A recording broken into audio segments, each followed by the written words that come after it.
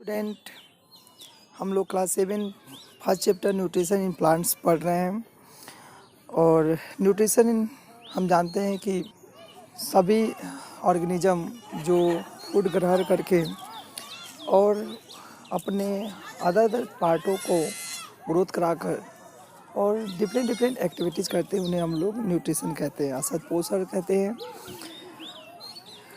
Nutrition के दौरान जो फूड हमें प्राप्त होता है उसमें carbohydrate, protein, fats, vitamin and mineral होते हैं, जिनको हम न्यूट्रिएंट कहते हैं। हम लोगों ने पिछले लेक्चर में mode of nutrition in plants के बारे में देखा है। और दो तरह के मोड होते हैं, अर्थात एक होता है ऑटोट्रॉफिक, एक होता है हेटेरोट्रॉफिक। ऑटोट्रॉफिक मोड का मतलब होता है स्वपोषी।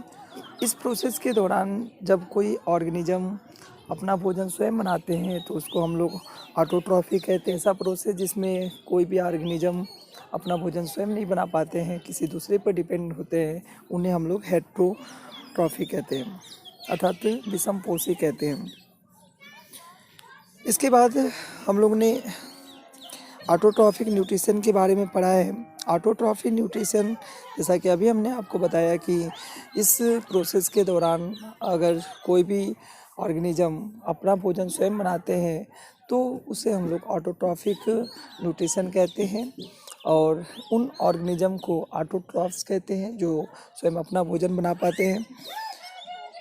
जैसा कि ग्रीन प्लांट्स अपना भोजन स्वयं बनाते हैं, आपको बताए थे पिछले लेक्चर में। किसके दौरान? फोटोसिंथेसिस के दौरान। फोटोसिंथेसिस में हम लोग ने देखा था कि यह एक प्रोसेस होता है जिसके माध्यम से पौधे अपना भोजन बनाते हैं। और फोटोसिंथेसिस के दौरान क्या क्या चीज़ें चाहिए प्लांट को, जैसे कार्बन डाइऑक्साइड, वाटर, सनलाइट, ये सभी मिलकर प्लांट्स में ग्लूकोज फॉर्मेशन होता है और ज़्यादा मात्रा में ऑक्सीजन रिलीज होता है। उन्होंने देखा था कि पौधों के पत्तों में क्लोरोफिल होता है, जिसके कारण वो हरे रंग के दिखाई देते हैं और ये प्रकाश को ऑब्जर्व करते हैं। और जैसा कि पेड़ पौधों में दो तरह के टिश्यू होते हैं, जैसे फ्लोएम और जाइलम। जाइलम का काम होता है कि रूट्स, सॉइल के अंतर्गत जो नमी होती है, वाटर होते हैं, मिनरल होते हैं, उसको पौधों के डिफरेंट पार्ट तक पहुंचाना होता है। और फ्लोएम का काम होता है फूड को डिफरेंट पार्ट्स तक पहुंचाना।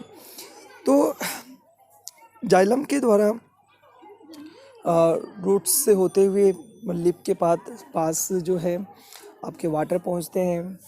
और पत्तों में स्टोमेटा के द्वारा कार्बन डाइऑक्साइड ऑब्जर्व किया जाता है। और ये सभी चीज़ें मिलकर सनलाइट के प्रेजेंट में हमें ग्लूकोज प्राप्त होता है और ज़्यादा मात्रा में ऑक्सीजन प्राप्त होता है। जैसा कि एक रिएक्शन के माध्यम से आपको बताए थे, कार्बन डाइऑक्साइड और वाटर मिलकर सनलाइट के प्रेजेंट में ग्लूकोज और ज़्यादा मात्रा में ऑक्सीजन रिलीज होता है।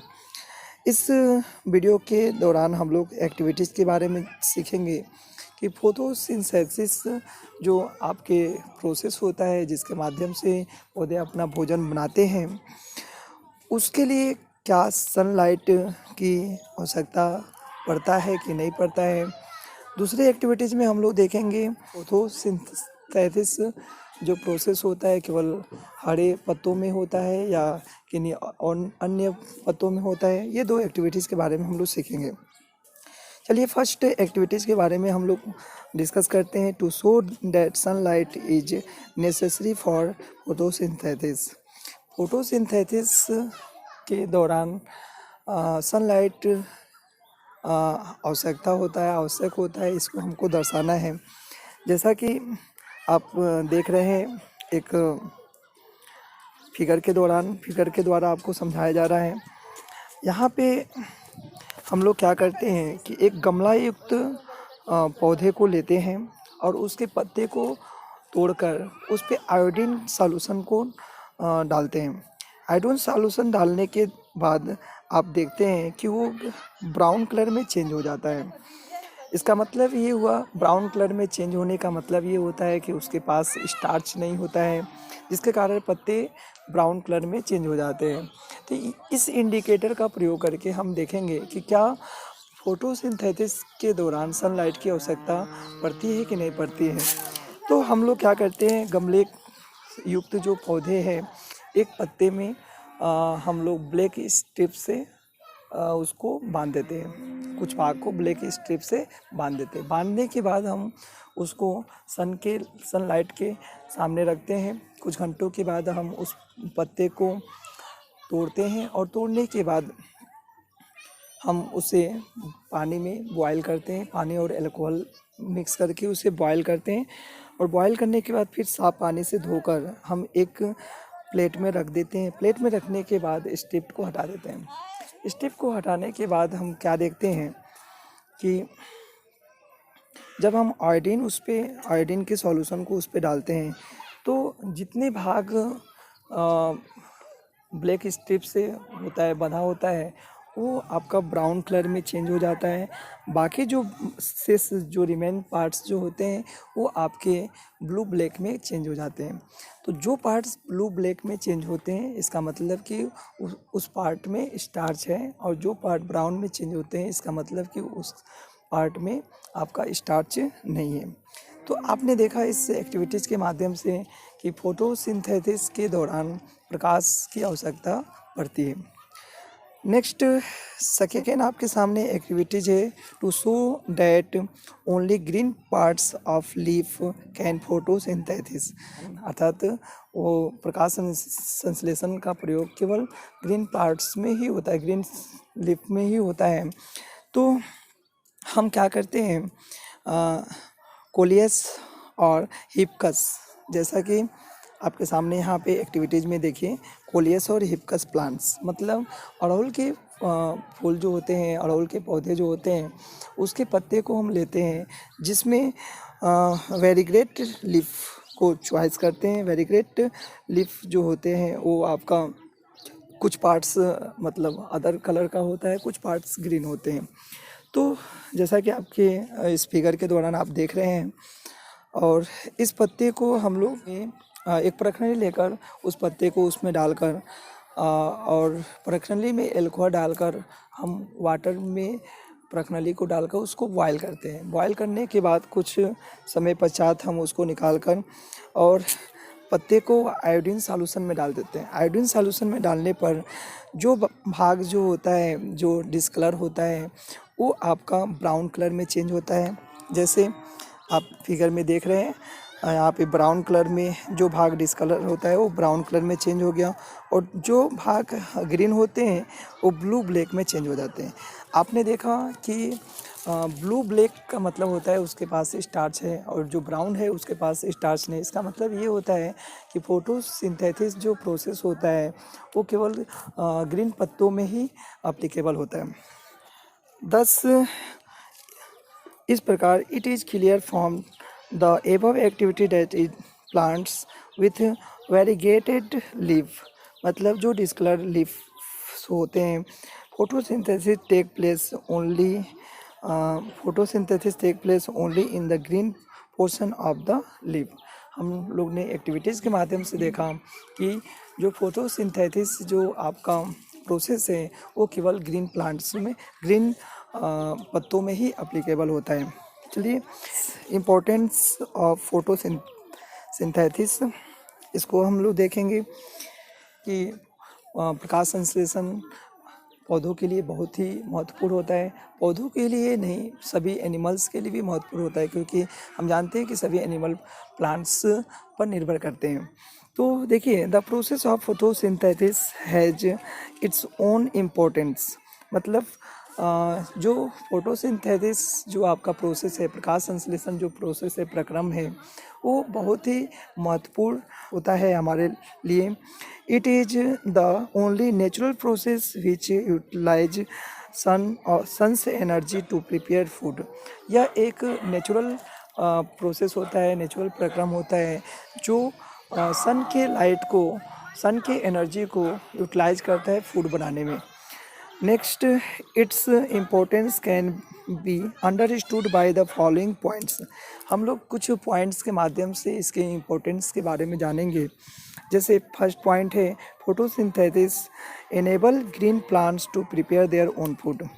जो प्रकाश संश्लेषण जो प्रोसेस होता है वो केवल उपयोगी साबित होता है ग्रीन प्लांट्स के लिए। एक्टिविटीज़ के माध्यम से भी हम लोग ने देखा था जो जिसके कारण से ग्रीन प्लांट जो है अपना भोजन बना पाते हैं, which they use for growth and survival.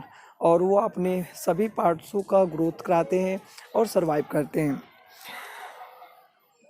The extra food gets stored in the form of starch in different part of the plants। जो एक्स्ट्रा फूड जो होते हैं, स्टार्च जो होते हैं, स्टार्च के रूप में डिफरेंट पार्ट्सों में स्टोर किए कर लिए जाते हैं। नेक्स्ट पॉइंट है आप, all animal depend on plants for their food directly और इनडायरेक्टली। कुछ एनिमल्स सभी एनिमल्स जो होते हैं प्लांट्स पर डायरेक्टली रूप से और इनडायरेक्टली रूप से डिपेंड करते हैं। नेक्स्ट पॉइंट है oxygen which is essential for the survival of all living things organism is produce during the process of photosynthesis. हम जानते हैं कि ऑक्सीजन सभी लिविंग ऑर्गेनिज्म के लिए महत्वपूर्ण योगदान रखता है और ये ऑक्सीजन हमको कहाँ से प्राप्त होते हैं, फोटोसिंथेसिस प्रोसेस के दौरान जो ऑक्सीजन रिलीज होते हैं वहाँ से प्राप्त होते हैं। लास्ट पॉइंट है, animal and human breathe in oxygen and breathe out carbon dioxide which is used by green plants to prepare their own food. This maintain the balance of O2 and oxygen and carbon dioxide in nature। जैसा कि इस figure के माध्यम से आप देख रहे हैं कि मैन या एनिमल्स जो होते हैं वो ऑक्सीजन को लेते हैं, कार्बन डाइऑक्साइड को रिलीज करते हैं, और प्लांट्स जो होते हैं वो कार्बन डाइऑक्साइड लेते हैं और ऑक्सीजन को रिलीज करते हैं। इस तरह से हमारा पूरा नेचर जो है आपका बैलेंस रहता है। चलिए नेक्स्ट पॉइंट देखते हैं। Hence in the absence of photosynthesis, जैसा कि इस प्रकार आपने देखा, absence of photosynthesis life will not be possible the earth. प्रकाश संश्लेषण न होता तो यहाँ पृथ्वी पर जीवन संभव नहीं होता है। चलिए कुछ टाइम टू आंसर देते हैं। देखिए दोस्तों, अगर आप अच्छे से डीप में पढ़ लेते हैं तो आपको कोई भी क्वेश्चन का आंसर देना आसान हो जाता है। चलिए फिल इन द ब्लैंक के बारे में पढ़ते हैं। फर्स्ट पॉइंट है आपके सामने, फर्स्ट पॉइंट है, are the living things that can prepare their own foods. जैसा कि हम लोग जानते हैं कि प्लांट्स जो है ऐसा लिविंग थिंग्स हैं जो अपना भोजन स्वयं बनाते हैं, तो यहाँ पे आप प्लांट्स फिल करेंगे। सेकेंड पॉइंट है, the mode of nutrition in which organism can prepare their own food.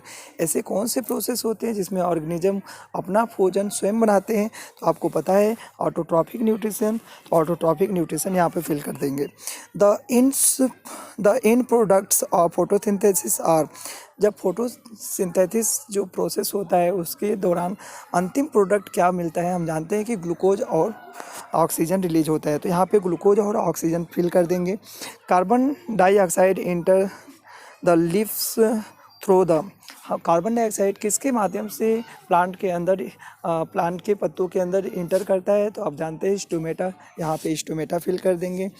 और यहाँ पे दो ब्लैंक है, help to maintain the balance oxygen and carbon dioxide on the earth. हम जानते हैं कि पृथ्वी पर ऑक्सीजन और कार्बन डाइऑक्साइड कैसे बैलेंस होते हैं, अभी हमने डिस्कस किया पिछले पॉइंट में कि प्लांट्स और एनिमल्स दोनों एप्लीकेबल होते हैं नेचर को बैलेंस करने पे। जैसे कि प्लांट्स जो है ऑक्सीजन रिलीज करता है, कार्बन डाइऑक्साइड ऑब्जर्व करता है, जबकि एनिमल्स मानव युक्त जो जानवर होते हैं, एनिमल्स भी होते हैं, वो अपना वो ऑक्सीजन को एब्जॉर्ब करते हैं और कार्बन डाइऑक्साइड रिलीज करते हैं। इस तरह से आपने आसानी से फिल इन द ब्लैंक को सॉल्व